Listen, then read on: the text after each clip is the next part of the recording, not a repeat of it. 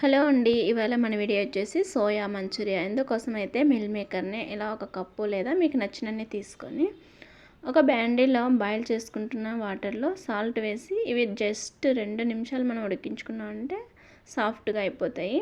వీటన్నిటిని ఇప్పుడు చల్లనీళ్ళ బౌల్లోకి వేసేసుకోవాలి. ఇవన్నీ కూడా ఇలా వాటర్ ఒత్తేసుకుని ఇంకొక బౌల్లోకి వేసేసుకోవాలి మొత్తం కూడా. ఇప్పుడు ఇందులో 2 స్పూన్ల కార్న్ఫ్లోర్, 2 స్పూన్ల మైదా పిండి, అల్లం వెల్లుల్లి పేస్ట్, ఇది నేను హోమ్మేడ్ చిల్లీ సాస్ అండి, ఇది సోయా సాస్. ఇవి ఎందుకు ఆరెంజ్లో ఉంది అంటే చిల్లీ సాస్ నేను ఫుడ్ కలర్ వేయలేదు. బయట అమ్మేదైతే ఫుడ్ కలర్ వేస్తారు, అందుకని అది రెడ్ కలర్లో ఉంటుంది. ఇప్పుడు ఇవన్నీ కలుపుకున్న తర్వాత వీటిని ఒక్కొక్కటిగా ఆయిల్లో వేసి డీప్ ఫ్రై చేసేసుకొని ఒక ప్లేట్లో పెట్టేసుకోవాలి. ఇప్పుడు అదే ప్యాన్లో కొంచెం ఆయిల్ పెట్టుకొని వెల్లుల్లి తరుగు, అల్లం తరుగు, ఆనియన్, పచ్చిమిర్చి, పసుపు, అల్లం వెల్లుల్లి పేస్ట్, ఇది same soya sauce and chilli sauce.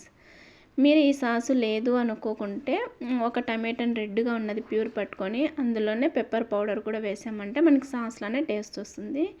ఇప్పుడు ఇందులో పెప్పర్ పౌడర్, కారం అన్నీ కూడా వేసి ఇలా మొత్తం మనం డీప్ ఫ్రై చేసుకున్న మిల్ మేకర్ని కూడా ఇందులో వేసి మనం 2-3 నిమిషాలు ఇలా చేసుకున్నామంటే మనకి సోయా మంచూరియా రెడీ అయిపోతుంది. మనం స్ప్రింగ్ ఆనియన్ అయినా వేసుకోవచ్చు, లేదంటే నార్మల్ ఆనియన్ కూడా వేసుకొని పైనుంచి ఇంకొంచెం కొత్తిమీర కూడా చల్లుకున్నామంటే మనకి ఎంతో టేస్టీగా ఉండే సోయా మంచూరియా రెడీ అయిపోతుంది.